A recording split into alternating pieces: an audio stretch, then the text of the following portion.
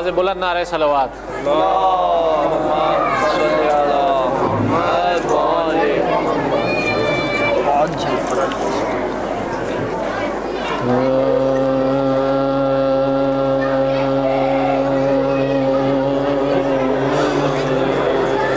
صبت رسول دو سرا جس نے بچایا لا الہ، وہ حسین ہے، وہ حسین ہے.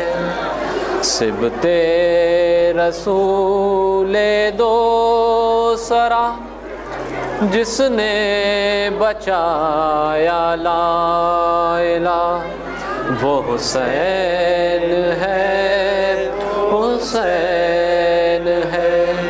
ہاں یہی غریب کربلا مارا گیا جو بے خطا، وہ حسین ہے، وہ حسین ہے. صبت رسول دو سرا جس نے بچایا لا الہ، وہ حسین ہے، وہ حسین ہے.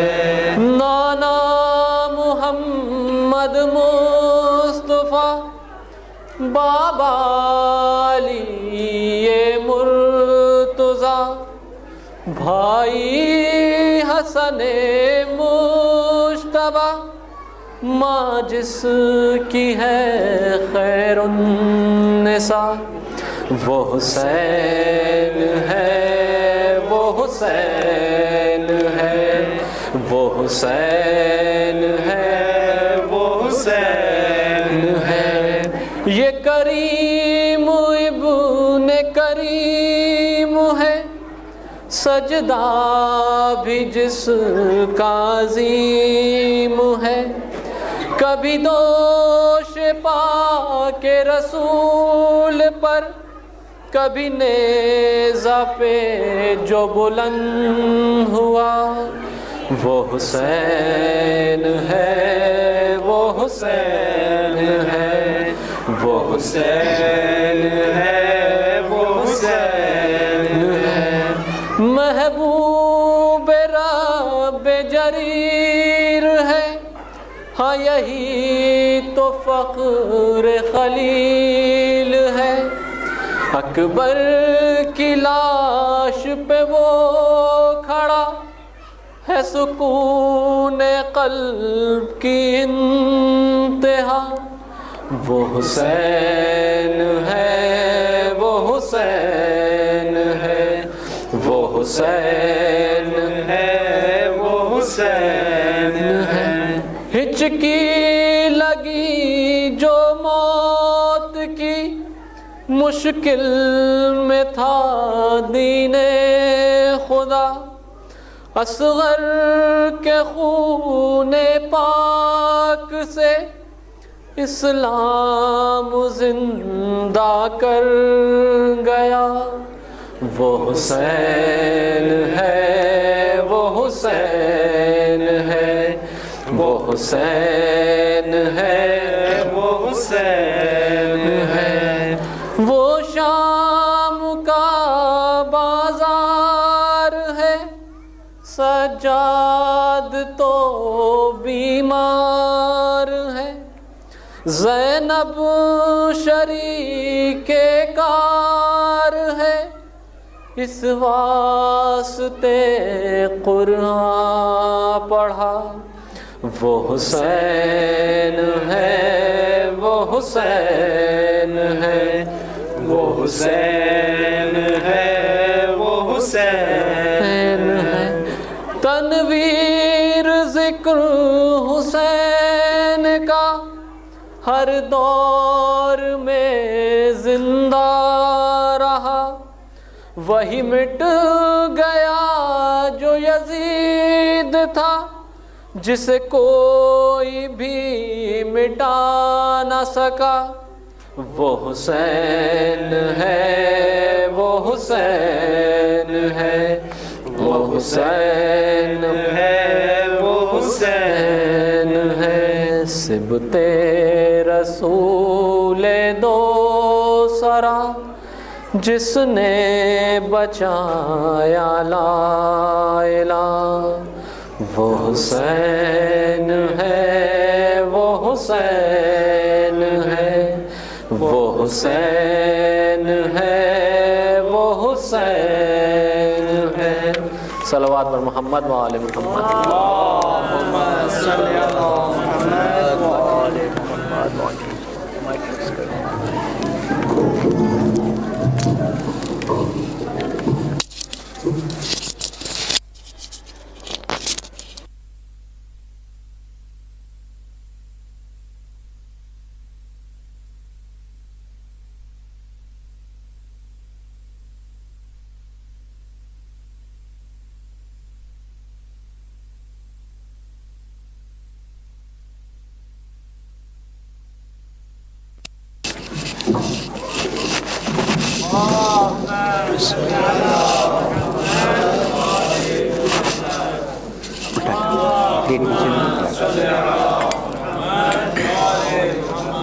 تمام ارواح مومن مومنات شہداء صلحاء کے لیے فاتحہ۔ بسم اللہ الرحمن الرحیم، الحمدللہ۔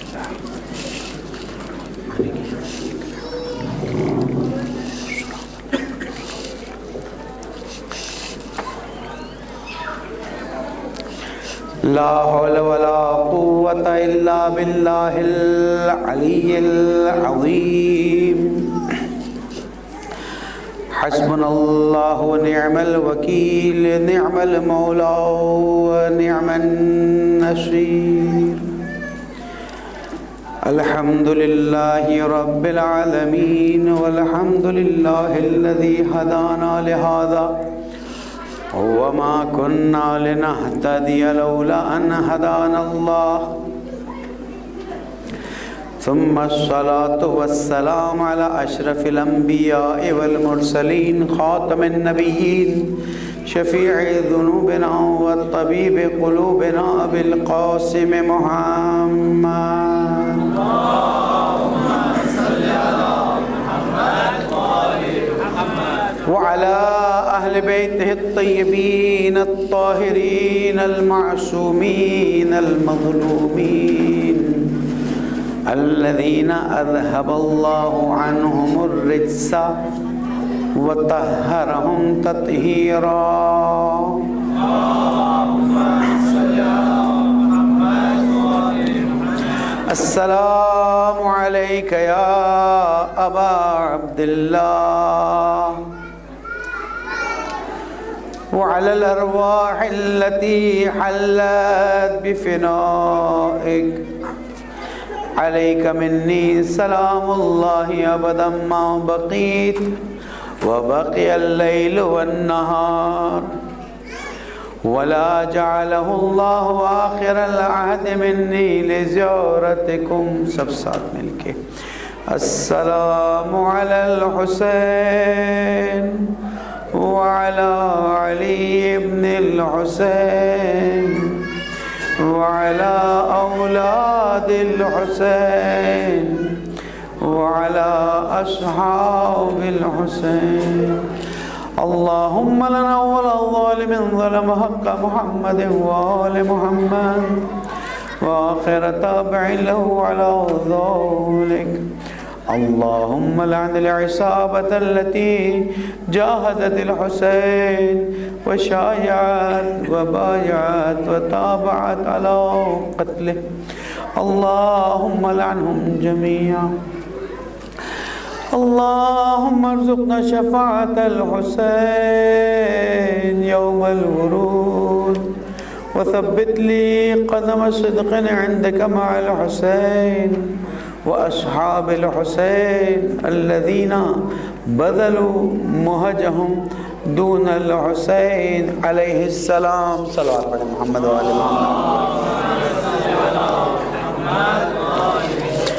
قال اللہ الحکیم فی کتابہ المبین وقولہ الحق بسم اللہ الرحمن الرحیم وما خلقت الجن والانس الا لیعبدون صدق اللہ العلی العظیم وصدق رسولہ النبی الکریم۔ دعاؤں کی قبولی کے لیے، پریشانیوں کی دوری کے لیے، بیماروں کی شفا یابی کے لیے، آپ کی دلی حاجات کی روائی کے لیے، اپنی اولاد اور اپنی نسلوں کی اصلاح کے لیے، دنیا میں مومنین کی جان مال آبرو کی حفاظت کے لیے، تعجیل ظہور امام زمانہ کے لیے بلند درود پڑھے محمد والا۔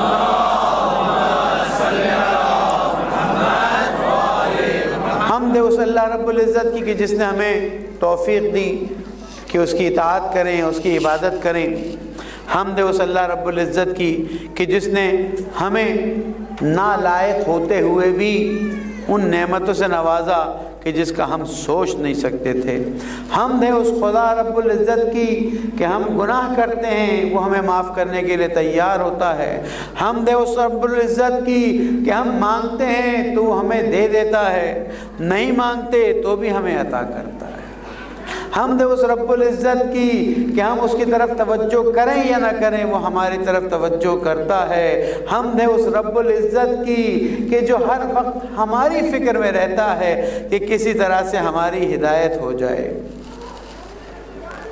اور اللہ تعالیٰ کا درود و سلام ہو حضرت نبی اکرم محمد مصطفیٰ صلی اللہ علیہ وآلہ وسلم اور ان کی پاک آل پر کہ جن کو اللہ سبحانہ وتعالیٰ نے ہماری ہدایت کے لیے مشعل راہ قرار دیا۔ ماہ شعبان میں ایک طرف مناجات شعبانیہ ہے اور ایک طرف صلوات شعبانیہ ہے۔ کیا پڑھتے ہیں؟ اللہم صلی علی محمد وآل محمد شجرۃ النبوہ وموضع الرسالہ ومختلف الملائکۃ ومعدن العلم واہل بیت الوحی۔ کاش دنیا والے یہی ایک جملہ سمجھ لیتے اور جان لیتے کہ اہل بیت علیہ السلام کی اہمیت کیا ہے، ارزش کیا ہے۔ اسی صلوات میں آگے جا کے آتا ہے الفلک الجاریہ فی اللجج الغامرہ یأمن من رکبها ویغرق من ترکها المتقدم لهم مارق والمتأخر عنهم زاہق واللازم لهم لاحق۔ اللہم صلی علی محمد وآل محمد۔ ترجمہ یہ کہ وہ محمد وآل محمد وہ جاری کشتی ہیں، الفلک الجاریہ فی اللجج الغامرہ، اس عجیب و غریب سمندر میں یہ کشتی جاری ہے۔ اسی لیے رسول کریم نے فرمایا تھا نا مثل اہل بیتی کمثل سفینۃ نوح، میری اہل بیت کی مثال سفینہ نوح کی مثال ہے، جو اس میں سوار ہو گیا نجا، جو رہ گیا غرقا۔ یہاں پر بھی یہی ہے کہ اہل بیت علیہ السلام وہ ہستیاں ہیں کہ ان کے ساتھ ہونا ہے، واللازم لہم لاحق، ان کے ساتھ ملحق ہونا ہے، نہ ان سے آگے نکلو نہ ان کے پیچھے ہٹ جاؤ۔ کچھ لوگ آگے نکلتے ہیں، شاید یہاں پر آپ کو نہیں پتا ہوگا، ہمارا واسطہ ہے ان لوگوں سے جو اہل بیت سے آگے نکل جاتے ہیں۔ اس وقت بعض جگہوں پر انٹرنیٹ پہ دیکھیے، بعض ممبروں پر افسوس سے کہنا پڑتا ہے لیکن کیا ہے، حقیقت ہے، کہنے میں کیا ہے، ذاکرین محترم اہل بیت علیہ السلام کے بارے میں یہ جملہ کہتے ہیں، اور میں یہ جملہ یہاں پر کہہ کے ریکارڈ کرانا چاہتا ہوں، اور اگر کوئی اہل سنت سن رہا ہو تو وہ بھی جان لے کہ ہمارا یہ عقیدہ نہیں ہے۔ وہ ذاکرین اس بات کو کہتے ہیں کہ اللہ اہل بیت کا اللہ ہے اور اہل بیت ہمارے رب ہیں۔ اب دیکھیں کیوں کہا ہے رسول اللہ، وہ لازم لہم لاحق، نہ آگے نکلو نہ پیچھے ہٹو۔ امام جعفر صادق علیہ السلام سے پوچھا گیا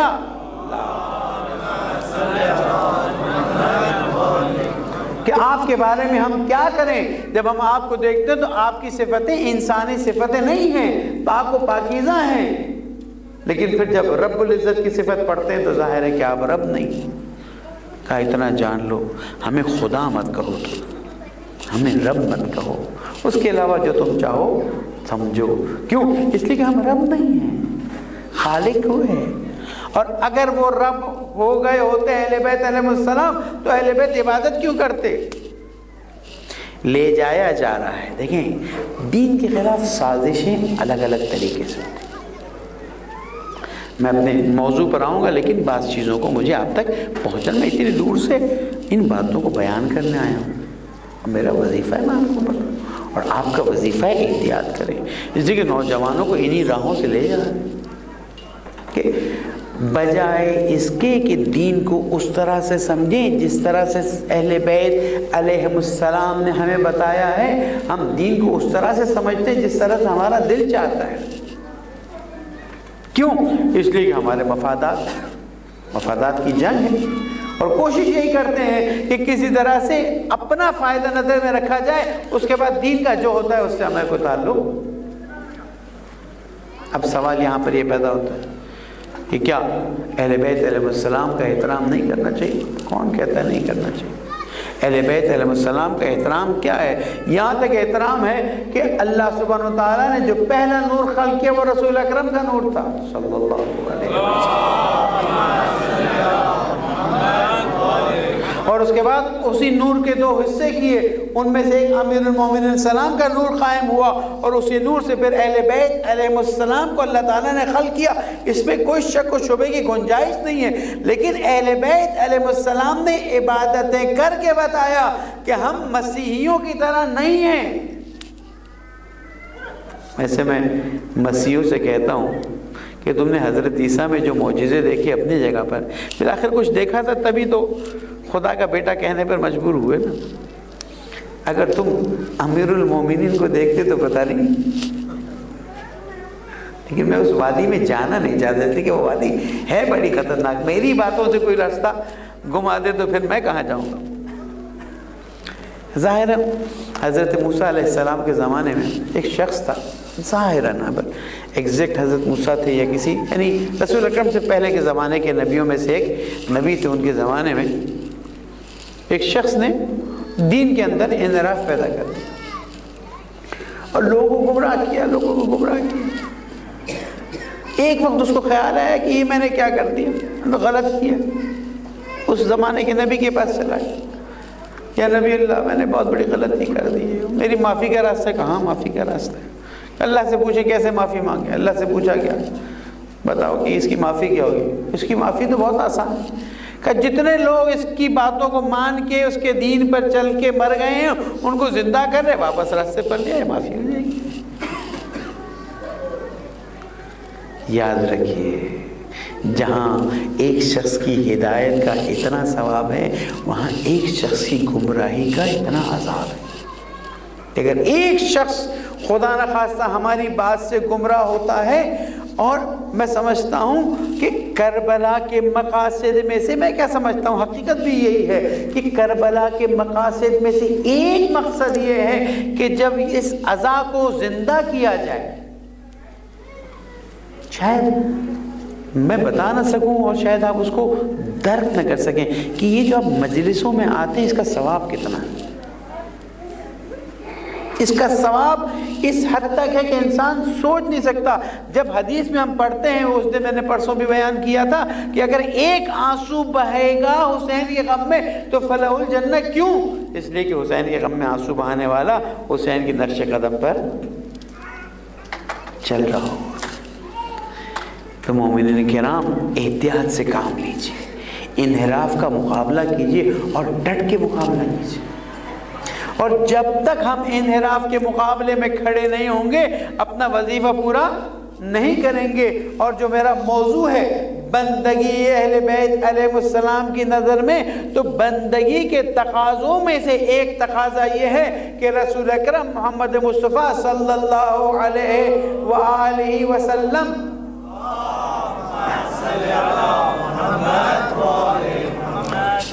کچھ اصحاب تشریف فرما تھے آپ کے پاس. کسی نے پوچھا یا رسول اللہ بندگی کے تقاضے کیا ہیں؟ جو ہماری گفتگو کا موضوع کل میں نے عرض کیا تھا کہ بندگی کا تقاضا یہ کہ انسان نعمتوں پر شکر ادا کرے. آگے بھی عرض کروں گا لیکن ابھی اس وقت میں ایک اور چیز عرض کر رہا ہوں.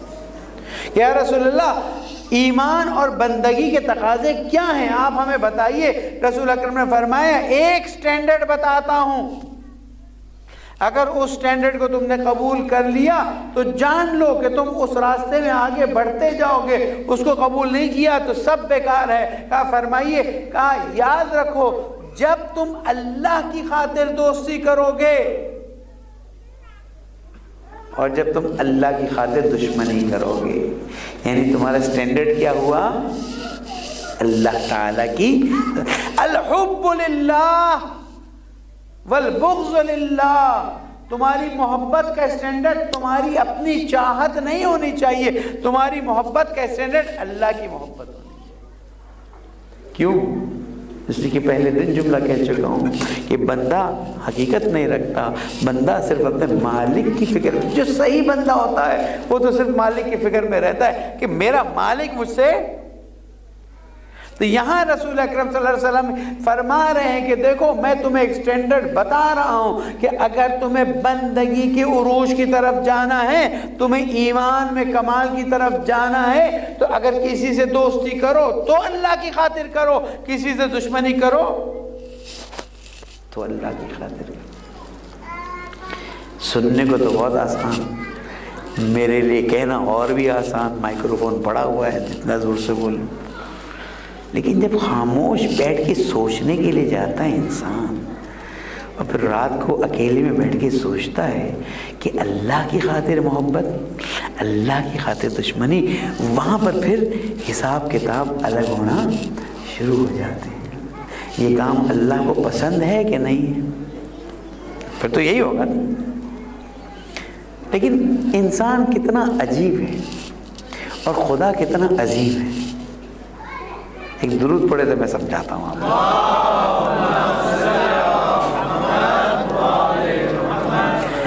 انسان کتنا عجیب ہے کہ ایک چیز پسند آ گئی اس کی خاطر کیا نہیں کر کے جائے گا. میں آپ کو ایک مثال دیتا ہوں. جس زمانے میں ڈاؤ میڈیکل کالج میں تھا 81 میں، کراچی سول ہاسپٹل، اس میں ڈاؤ میڈیکل کالج، تو میں ہاسٹل میں رہتا تھا. ایک ڈاکٹر میرے کمرے کے سامنے رہتا تھا. میرا روم نمبر 7 تھا، اس کا پتہ نہیں 17 تھا ایسا کچھ تھا. ہٹا کٹا ڈاکٹر، بڑا ہیلدی، ملتے تھے، ہنسی مذاق، جولی آدمی، بڑا خوش اخلاق، بہت اچھا تھا. یعنی واقعی بڑا اچھا، یعنی وی یوزڈ ٹو لائک ہم. ایک وقت غائب ہوا، ملا ہی نہیں.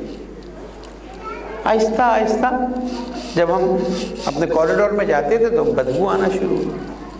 بدبو آ رہی، بدبو آ رہی. تو وہ جو وہاں کا ایڈمنسٹریٹر تھا، اس نے کہاں چوہا مرا ہوا ہے، کیا ہوا ہے، ڈھونڈتے ڈھونڈتے ڈھونڈتے اس کے کمرے کو دیکھتے تو لاک لگا ہوا ہے.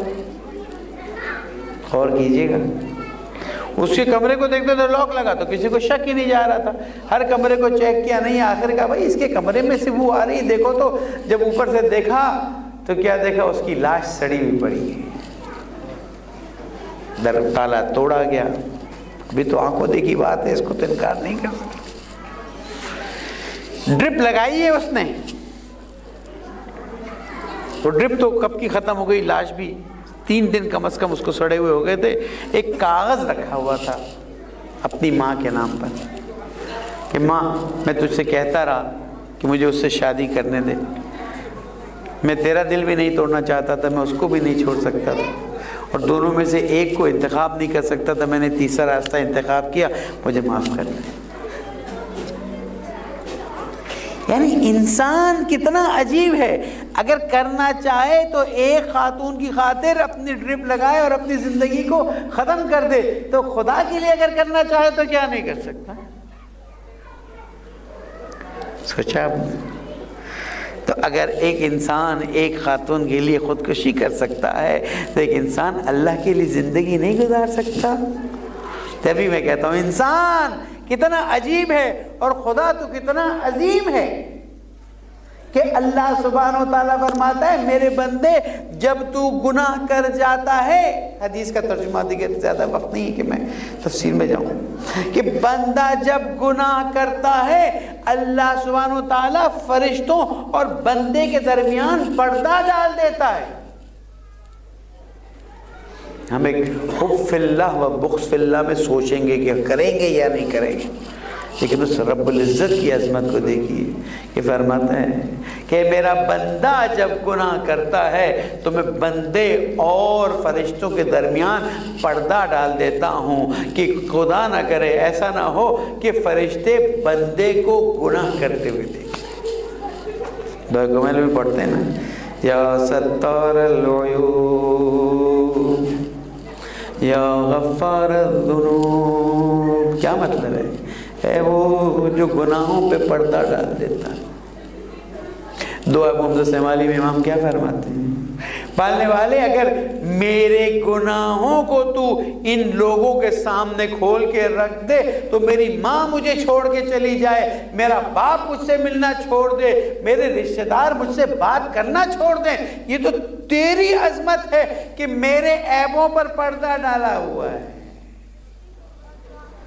پھر جب اللہ کہتا ہے الحب فی اللہ والبغض فی اللہ تو ہمیں سوچنا پڑتا ہے کہ ہم بندگی کی خاطر اللہ کے لیے دوستی کریں اور اللہ کے لیے دشمنی کریں۔ نہیں معلوم میری بہنیں میری بات کو کتنا سمجھ رہی ہیں۔ یاد رکھیے اہل بیت علیہ السلام نے بندگی کے تقاضوں میں سے ایک تقاضا یہ بتایا ہے کہ جب تک تم اللہ کی خاطر محبت نہیں کرو گے اور جب تک اللہ کی خاطر دشمنی نہیں کرو گے تب تک تم ایمان کے اونچے درجے پر نہیں پہنچ سکتے۔ صلوات پڑھیں محمد علیہ۔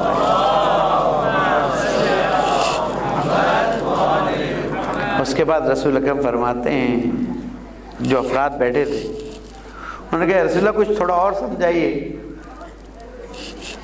میرے مولا تشریف فرما تھے، رسول اکرم نے فرمایا کہ اگر تم کچھ نہیں سمجھ سکتے تو اتنا جان لو اللہ کی خاطر اس سے دوستی رکھو اور اللہ کی خاطر اس کے دشمنوں سے دشمنی رکھو۔ ہو گیا، ختم، سٹینڈرڈ بتا دیا گیا کہ اگر بندگی کے تقاضوں کو پورا کرنا ہے، کیوں پورا کرنا ہے یہ تو واضح ہے، مجھے بتانے کی ضرورت نہیں ہے، لیکن پھر بھی اشارہ کرتا چلوں اس لیے کہ ہم بندے ہیں اللہ کے، اس لیے کہ اس نے ہمیں نعمتوں سے نوازا۔ میں بھی فارسی کی گفتگو میں شاید کل میں عرض کر رہا تھا کہ آج اس کو تھوڑا سا آگے بڑھایا، میں نے کہا کہ کتنے نالائق ہیں ہم کہ اگر کوئی ہمیں ایک گلاس پانی دیتا ہے تو ہم کہتے ہیں تھینک یو، کہتے ہیں نہیں کہتے؟ کوئی ہمارے جوتے صحیح کر کے رکھ دے تھینک یو، کوئی امام بارگاہ صاف کر دے تھینک یو، ہے نا؟ جہاں چھوٹے چھوٹے کام ہے وہاں تھینک یو ہے، جہاں پر کوئی صحت دے دیتا ہے اس کی تھینک یو، جہاں کوئی نعمت دے دیتا ہے اس کی تھینک یو، جہاں پر کوئی اولاد دے دیتا ہے اس کی تھینک یو۔ ہمارا مسئلہ یہ ہے کہ جہاں اولاد ملے تو ٹھیک ہے، یہ تو ہمارا حق تھا، اگر اولاد نہیں ملی تو اب ناراضگی اللہ تعالیٰ سے۔ بس میرے بھائیوں اور میری بہنوں، بندگی کے تقاضوں میں سے ایک تقاضا جو میں نے کل بتایا ہے، شکر ادا کرتے رہیں۔ نعمت ملے تو شکر، امتحان میں ڈالا جائے تو شکر ادا کریں۔ کیوں؟ اس لیے کہ نعمت پر تو شکر کرنا ہی چاہیے، امتحان میں جب ڈالا جائے انشاءاللہ اللہ نے چاہا توفیق ہوئی تو کل سمجھاؤں گا کہ جب امتحان میں ڈالا جائے تو شکر کیجئے۔ اس لیے کہ رسول فرماتے ہیں کہ جب کوئی مومن کوئی غلط کام کرتا ہے، کوئی ایسا کام کرتا ہے جو اس کی شان میں نہیں ہوتا، اللہ سبحانہ وتعالیٰ اسے امتحان میں ڈال دیتا ہے تاکہ وہ اللہ کی طرف پلٹ آئے، توبہ کرے، استغفار کرے۔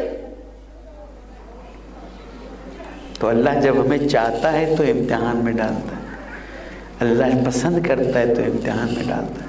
تو جب امتحان میں جائیں، اب دیکھیں عصر عاشور مصائب کی طرف نہیں جا رہا، 2-3 منٹ باقی ہیں میرے، کہ عصر عاشور کی دعا آپ 3 شعبان کی دعا میں پڑھیے کہ وہ دعا تھی جو عصر شار امام علیہ السلام نے پڑھی تھی، الحمدللہ علی عظیم البلاء،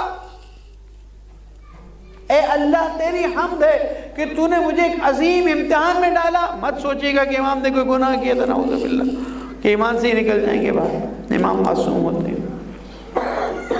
حدیث میں ہے کہ مومن کے امتحان اس کے گناہوں کی معافی کے لیے، اولیاء اللہ کا امتحان ان کے درجات کی بلندی کے لیے، اور ائمہ معصومین اور انبیاء کے امتحان کی بات ہی کچھ اور ہے، ان کی مصلحت ہی کچھ اور ہے، ان کو ہم سمجھنے کی طاقت نہیں لگتی۔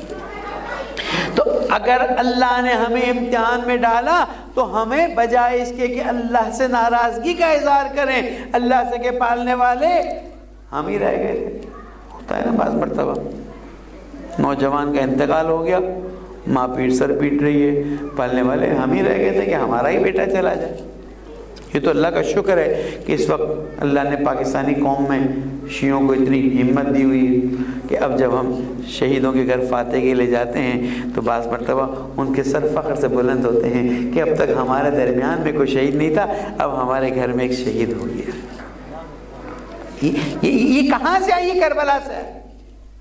مجھے یاد ہے جب میں ایران میں پڑھتا تھا، ایک چھوٹا سا شہر ہے خنسار، میرے دوست جنگ پہ جاتے تھے، ہمیں ایرانی نہ ہونے کی وجہ سے اجازت نہیں ملتی تھی، جنگ پر جاتے تھے، اور وہ دن آج تک نہیں بھولوں گا۔ ابتدائی زمانہ تھا، فارسی ٹوٹی بوٹی آتی تھی، ایک نوجوان 17-18 سال کا جس کے باپ کے پاس کروڑوں روپے تھے، تومان تھے اس زمانے میں، جس زمانے میں پیسہ بہت مہنگا تھا، تومان بہت 6 تومان کا $1 ہوتا تھا۔ اس کا باپ پورا مدرسہ چلاتا تھا، اتنا پیسے والا، ماہ رمضان کی دعاؤں میں روتا تھا۔ تھوڑی انسیت پیدا ہوئی، ایک بار میں نے اس کو کہا تو اتنا روتا کیوں ہے؟ کربلا کو پہچانی ہے۔ تقریباً 29 رمضان تھی، اس زمانے میں ٹیلی فون اتنے کامن نہیں تھے، نیچے ہم لوگ شہر کی طرف ٹیلی فون کرنے گئے، وہ تہران ٹیلی فون کرنے گیا، میں پاکستان، کہ میں رمضان کا آخر ہے، عید کی مبارکباد کے لیے۔ تو وہاں بیٹھے تھے، میں نے کہا تو اتنا روتا کیوں ہے، تجھے کیا ہے، کیا مشکل ہے؟ مجھ سے تیرا رونا دیکھا نہیں جاتا۔ میں نے اس سے پوچھا، میں نے کہا تم کیا سمجھو کہ میں کیوں روتا ہوں؟ میں کہا تھوڑا سمجھا دو شاید مجھے سمجھ آئے۔ میں نے کہا ہمیں 5 دوست تھے، اللہ اکبر، آج بھی میں اس کا جملہ سوچتا ہوں، اور یہ آخری جملے تھے جو ہماری اس کی گفتگو ہوئی۔ ہم 5 دوست تھے، میدان جنگ پہ گئے، کشتی میں جا رہے تھے، بم آیا، بم لگا، کشتی ڈوب گئی، وہ چاروں شہید ہو گئے، میں زندہ بچ گیا۔ میرا کوئی گناہ ضرور ایسا ہے کہ اللہ نے مجھے شہادت سے نہیں نوازا۔ اللہ، میں نے کہا پھر میں یہ گریہ کرتا ہوں کہ پالنے والے یا اس گناہ کو معاف کر دے یا بتا دے تاکہ میں توبہ کر لوں، مجھے شہادت چاہیے۔ یقین کیجئے عید کے دن چھٹی ہوئی ہے، وہ مہاذ جنگ پہ گیا ہے، عید کے 3 یا 4 دن اس کا جنازہ ہے۔ یہ ہے کربلا کے زندہ لوگ کہ جو دنیا کو اپنی قیمت نہیں سمجھتے۔ ہی امیر مومن نے فرمایا کہ مومنوں، یہ دنیا تمہاری نقصان اٹھایا، نہج البلاغہ، نقصان اٹھایا اس نے کہ جس نے دنیا کو اپنے نفس کے عوض میں خریدا، اور کامیاب ہو گیا وہ شخص کہ جس نے آخرت کو اپنے نفس کے لیے خریدا۔ اور یہ ہمارے لیے شہادت ہے کہ ہم ان لوگوں میں سے ہیں کہ جن کو شہادت کا موقع مل رہا ہے۔ بس یاد رکھیے، اگر بندگی کا تقاضا پورا کرنا ہے تو پہلی شرط بمانے پہلی شرط نہیں، ایک شرط یہ ہے کہ اس کی نعمتوں پر شکر ادا کریں، تو دوسری شرط یہ ہے کہ دوستی کریں تو اللہ کی خاطر کریں، دشمنی کریں تو اللہ کی خاطر کریں۔ اور ہم دیکھتے ہیں کربلا والوں نے بھی یہی کام انجام دیا۔ اللہ، کربلا ہر چیز کی مثال ہمیں دیتی ہے۔ ہم دیکھتے ہیں کہ کربلا میں ایسے لوگ تھے کہ جن کی مثال بڑی مشکل سے ملتی ہے۔ ہم دیکھتے ہیں کہ کربلا میں کچھ لوگوں نے اس طرح سے قربانی دی ہے کہ انسان تصور نہیں کر سکتا کہ واقعاً انسان اتنا اپنے سے گزش کر سکتا ہے۔ میں 1 یا 2 ہی مثالیں دوں گا مصائب کے لیے، اور شاید وہی ہمارے لیے کافی ہوں، کہ ایک وقت کربلا میں نماز ظہر کا وقت ہوتا ہے۔ اب تصور کیجئے، صبح سے لوگ جا رہے ہیں، شہید ہو رہے ہیں، صبح سے لاشیں اٹھائے جا رہے ہیں، حسین کے لشکر میں لوگ ہی کتنے تھے، امام حسین علیہ السلام نے جب صبح عاشور اپنے لشکر کی طرف نظر کی ہوگی تو سوچا ہوگا پالنے والے کیسا امتحان ہے میرا کہ میں ان چند لوگوں کے ساتھ اتنے بڑے لشکر کے مقابلے میں لڑ رہا ہوں اور تو میری یاد کو زندہ کرے گا اور اس کی برکت سے اسلام زندہ ہو جائے گا۔ اسی لیے فرمایا تھا انی لا اری الموت الا السعادہ والحیات مع الظالمین الا برما۔ اے لوگوں تم حسین کو ڈرپوک نہ سمجھنا، میں موت کو سعادت کے علاوہ کچھ نہیں جانتا، اور ظالموں کے ساتھ جینا یہ تو ذلت اور رسوائی کی بات ہے۔ اور عجیب جملہ فرمایا تھا یا اللہ و رسولہ، اللہ نے بھی منع کیا ہے، رسول نے بھی منع کیا ہے، میرے والد نے بھی منع کیا ہے۔ پھر ایک عجیب جملہ فرماتے ہیں اور ان گودوں نے منع کیا ہے جس پہ میری تربیت ہوئی ہے، یعنی میری ماں فاطمہ نے بھی منع کیا تھا کہ میں ذلت کی زندگی نہ گزاروں۔ اللہ اکبر۔ ظہر عاشور ہوئی، سیداوی آئے، حسین الصلاۃ الصلاۃ۔ کسی نے کہا مولا جنگ کا وقت ہے، امام علیہ السلام نے فرمایا مگر ہم کس لیے جنگ کر رہے ہیں؟ ہم نماز کو زندہ کرنے کے لیے جنگ کر رہے ہیں، جاؤ نماز کا اہتمام کرو۔ امام علیہ السلام نے نماز جماعت کا اہتمام کروایا۔ عزادارو نماز کی اہمیت دیکھو، نماز اول وقت حسین کی نماز کو یاد کر کے انجام دو۔ دو اصحاب آگے کھڑے ہوئے، مولا اجازت دیجئے ہم آپ کا ساتھ دیں، آپ کی حفاظت کریں، ایسا نہ ہو جنگ کے دوران دشمن کے تیر آئیں۔ عجیب۔ آخر میں سوچتا ہوں میرے مولا کا کیا کیا امتحان ہو رہا۔ مولا آپ نماز پڑھائیے، ہم آپ کے آگے کھڑے ہوں گے اور تیر خود لے لیں گے تاکہ آپ کو تیر نہ لگے۔ مولا نے نماز پڑھائی، یہ تیر کھاتے گئے، ایک وقت زمین پر گرے، ظاہراً ابو ثمامہ تھے۔ ایک وقت میرے مولا کی طرف نظر کی، مولا آپ کا حق تو ادا نہیں ہو سکتا، لیکن میں نے تیر کھائے تاکہ آپ زخمی نہ ہو۔ میرے مولا نے اس کے سینے پہ ہاتھ رکھا ہوگا، جاؤ جنت میں نانا تمہارا استقبال کریں گے، لیکن لا یوم کیومک یا ابا عبداللہ۔ مولا انہوں نے تیر کھائے، آپ کو بچایا، کاش عصر عاشور یہ آپ کے اطراف میں ہوتے، تیروں سے آپ کو بچاتے، تلوار سے آپ کی حفاظت کرتے، جب آپ گھوڑے سے زمین پر تشریف لاتے آپ کو سہارا دیتے، شبر کو آپ پر سے ہٹاتے۔ وَإِنَّا إِلَيْهِ رَاجِعُونَ رِضًا بِقَضَائِهِ وَتَسْلِيمًا لِأَمْرِ لَا مَعْبُودَ سِوَاهُ۔ خدایا تجھے محمد و آل محمد کا واسطہ، خدایا تجھے تیری عظمتوں کا واسطہ، خدایا تجھے تیری رحمانیت کا واسطہ، ہمارے حالت پر رحم فرما، ہمیں بندگی کی توفیق عطا فرما، ہمارے گناہوں کو معاف فرما دے، ہماری حاجات کو روا فرما دے، بیماروں کو شفائے کامل عطا فرما، شہیدوں کے گھر والوں کو صبر جمیل عطا فرما، زخمیوں کو جلد از جلد شفائے کامل عطا فرما، دشمنان اسلام ہدایت کے قابلین نابود فرما دے۔ اے رب العزت جہاں جہاں مومنین ان کی جان مال آبرو کی حفاظت فرما،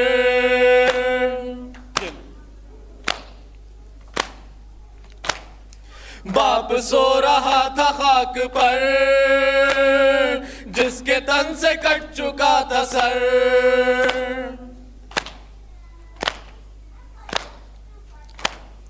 ہائے میری نیند اڑ گئی، ہائے میری نیند اڑ گئی، میرے بابا خیریت سے ہوں، میرے بابا خیریت سے ہوں، میرے بابا خیریت سے ہوں، میرے بابا خیریت سے ہوں. خواب یہ بڑا عجیب تھا، بادشاہ دی غریب تھا.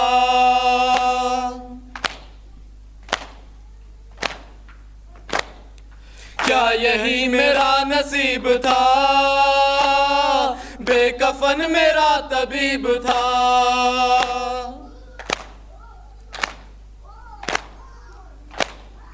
ہائے میری نیند اڑ گئی، ہائے میری نیند اڑ گئی، میرے بابا خیریت سے ہوں، میرے بابا خیریت سے ہوں، میرے بابا خیریت سے ہوں، میرے بابا خیریت سے ہوں. سرور و ریحان کی صدا ہو قبول شاہ کربلا.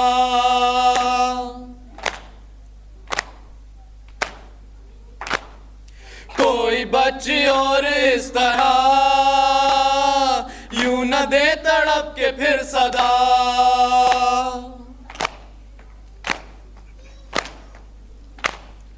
ہائے میری نیند اڑ گئی، ہائے میری نیند اڑ گئی، میرے بابا خیریت سے ہوں، میرے بابا خیریت سے ہوں، میرے بابا خیریت سے ہوں، میرے بابا خیریت سے ہوں. یا حسین، یا حسین، یا حسین.